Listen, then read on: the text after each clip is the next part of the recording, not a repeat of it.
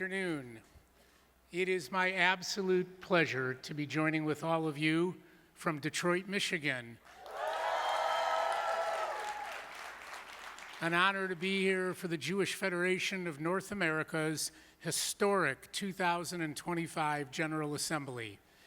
This is a gathering of so many outstanding leaders all joined together to inspire, to learn from one another, and to share ideas that will strengthen the future of our communities and the Jewish people long into the future. I begin this evening by expressing my great appreciation to our General Assembly chairs, Joan Lubar and John Crouch, for their inspired vision and leadership that have brought us together at a critically important moment for all the Jewish people. They have helped create a forum that allows us to engage deeply on the most serious and complex Jewish issues of our time. Joan and John, we all owe you a debt of gratitude. I also want to express my deep appreciation to the Jewish Federations of North America Professional Corps, who have created, organized, and undertaken what I believe will long be remembered as one of the most effective General Assemblies in the Federation's history. To our dynamic CEO and our Executive Vice President, Eric Fingerhut and Shira Hutt, and their remarkable team. Clap for them, please.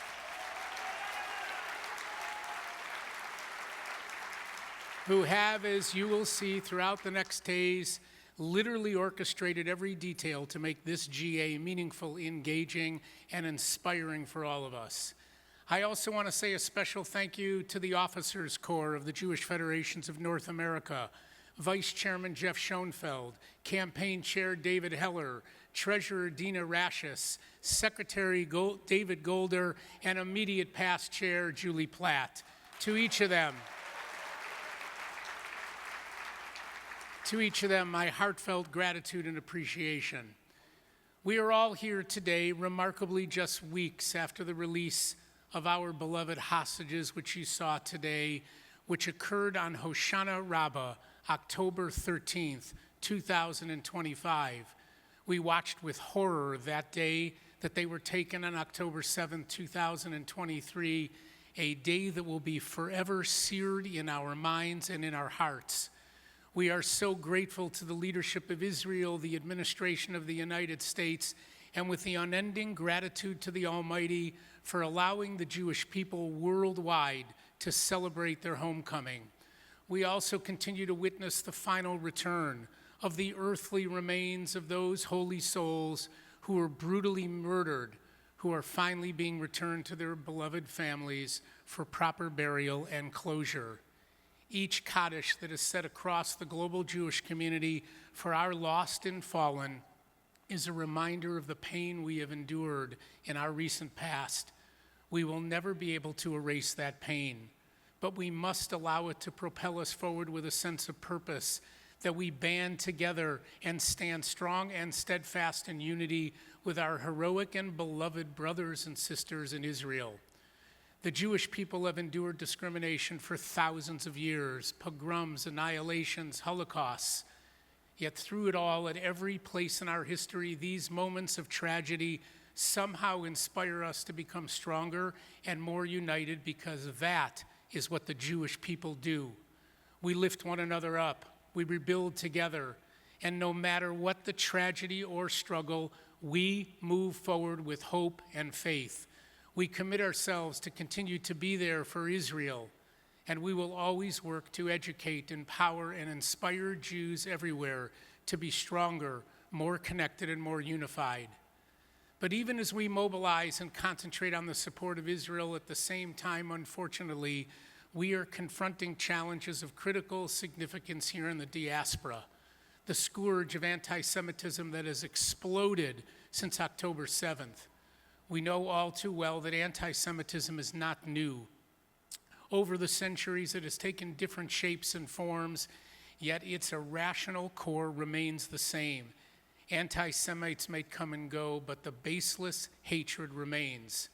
But we must always remind ourselves how fortunate we are in this generation.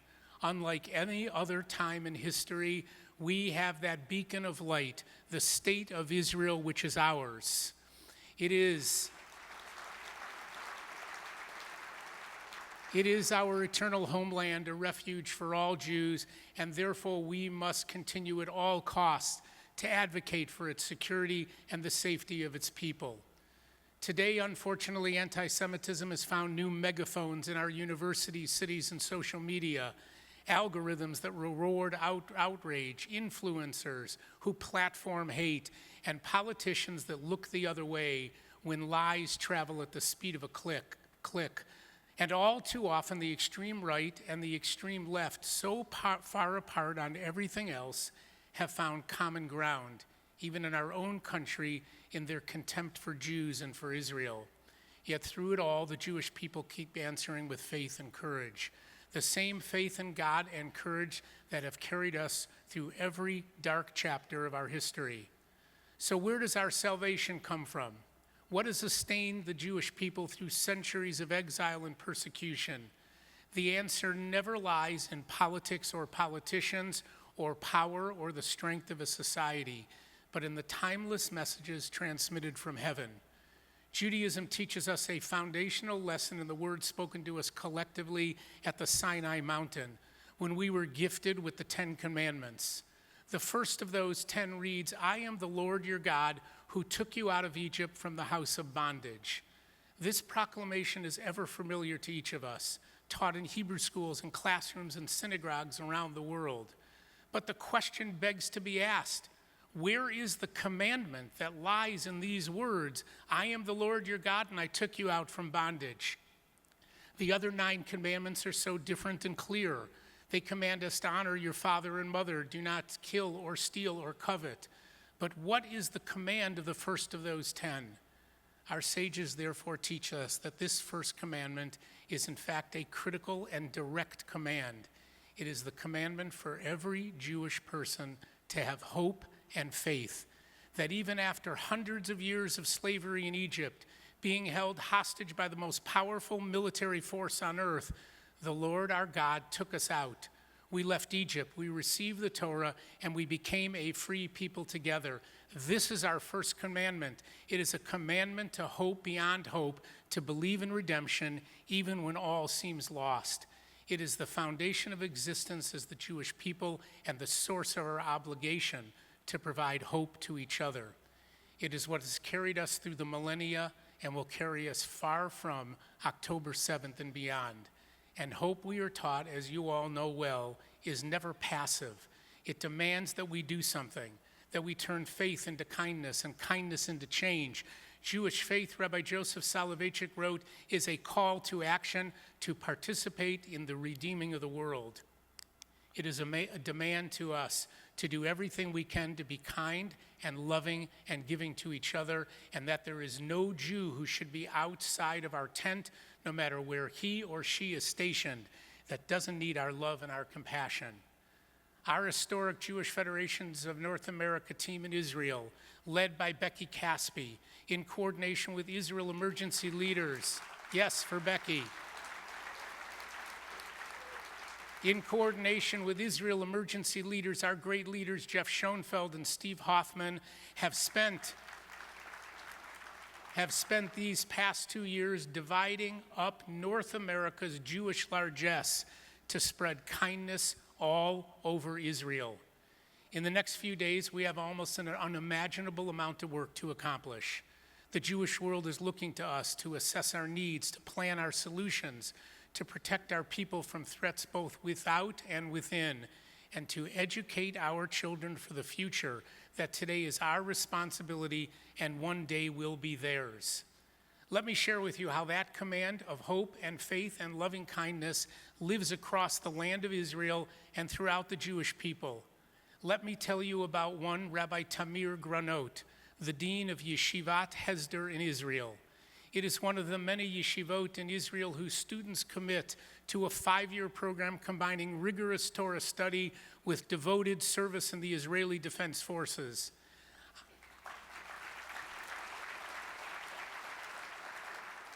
On October 2nd, 2023, Rabbi Granot laid out his plan to spread love and unity by continuing his Tel Aviv yeshiva annual tradition of dancing in the streets of Tel Aviv in celebration of Simchat Torah, to help bring together Jews of every belief and every background during an especially fractious time in Israel when so much disunity was occurring.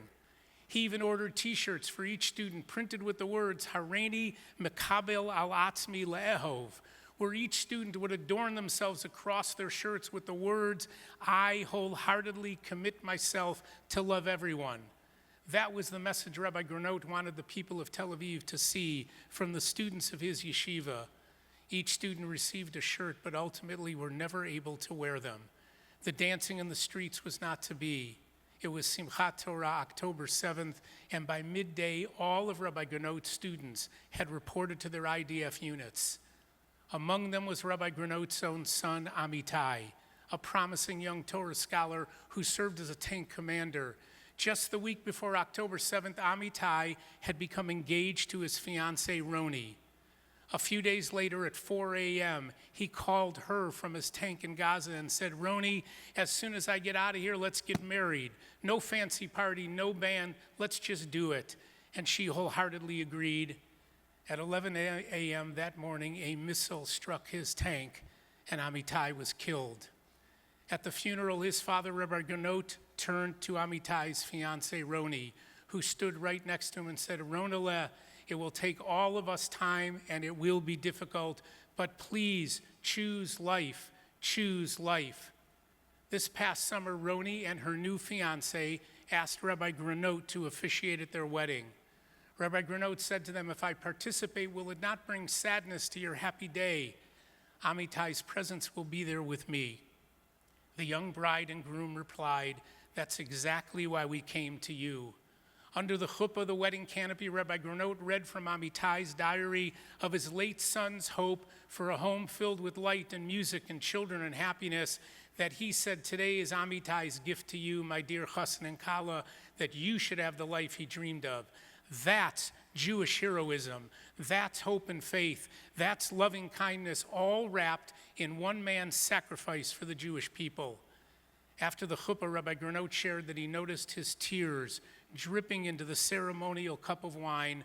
For him and his wife, he said, this wedding should have been Amitai's, but it was, in fact, somehow strangely comforting. In the last 2 years, we have tragically lost thousands. Thousands more have been wounded, maimed, burned, forever traumatized and changed.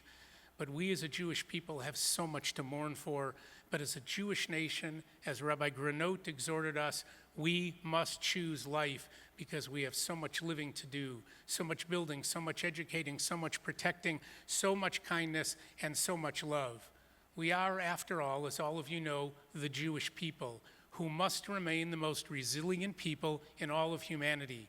We have withstood the vagaries of history, and we demand a future filled with light and hope and faith, with children and happiness, and therefore we all choose life.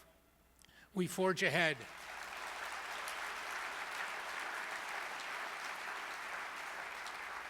All too often, regrettably, there are tears in our wine. But those tears remind us of our unique obligations to each other, to the world, and to the future. They remind us of our epic, historic mission to make the world a better place, a light onto the nations for each other. And that, my dear friends, is why we are here this week, because this is what federations do. We turn heartbreak into hope, compassion into action, and faith into rebuilding. And today, in this room and across the Jewish people, we stand united at an inflection point. We have in this hall today our partners across North America, Israel, and the world. What we have accomplished since October 7th has been nothing short of miraculous. Our federations mounted the largest emergency campaign in Jewish history. We supported more than 500 NGOs throughout Israel. We advocated in city councils and state legislators in the halls of Congress, and we protected our people from thousands of threats through Live Secure. And now our frontline effort led by our terrific leader and my dear friend Julie Platt, who is here today.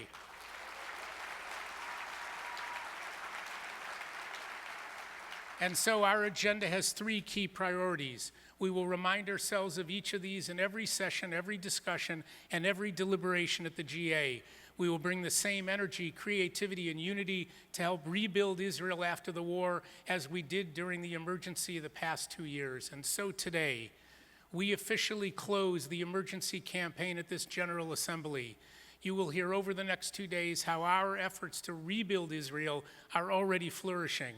Together with our dear partners at the Jewish Agency, led by Doron Almog, Mark Wolf, and Yehuda Seton, and their amazing team, we have already launched the largest program of loans and grants to reservists and their families who have sacrificed so much these past 2 years.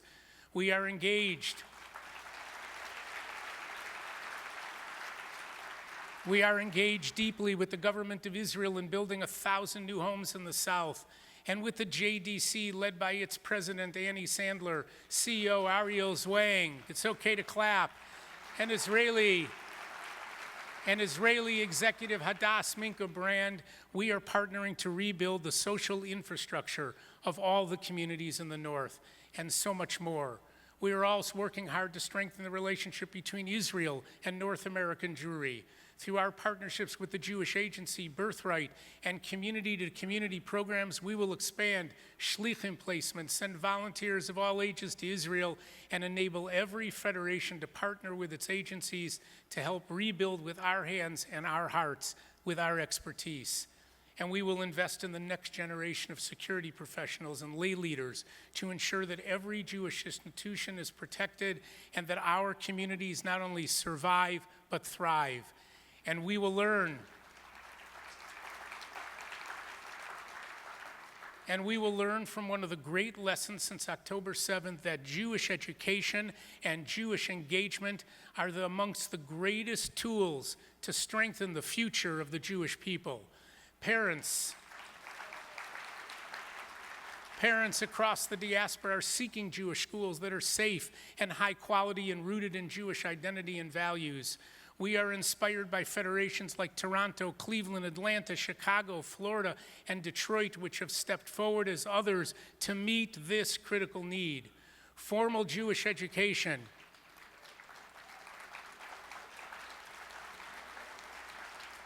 Formal Jewish education has now been lifted to be one of the Jewish Federation of North America's highest priorities.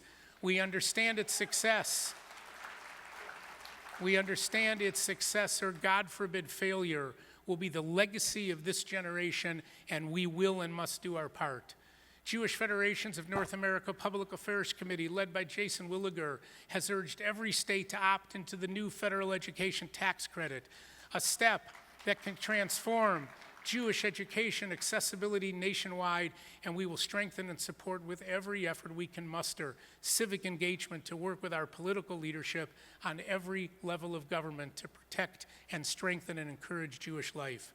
Our mission is not only to rebuild or protect physical structures, it is to renew the faith and hope of our people, to teach our children who they are and why they matter, to stand tall as Jews, proud of our values and our story, united in our mission to help to educate and protect Jews in every corner of this globe.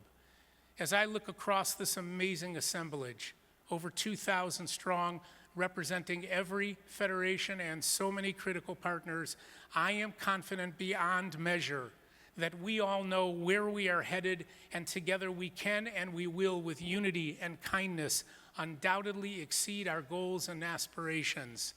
May this General Assembly continue to ignite our faith and our hope and our unity, and may we each emerge with renewed strength and resolve to build, to teach, to heal, and to love Am Yisrael and Eretz Yisrael. Thank you all, and may each of you, thank you. And may each of you, in the merit of your amazing efforts on behalf of the Jewish people, be blessed with an abundance of heavenly blessings for you and your wonderful families. Chazak v'amatz, Am Yisrael Chai. Thank you.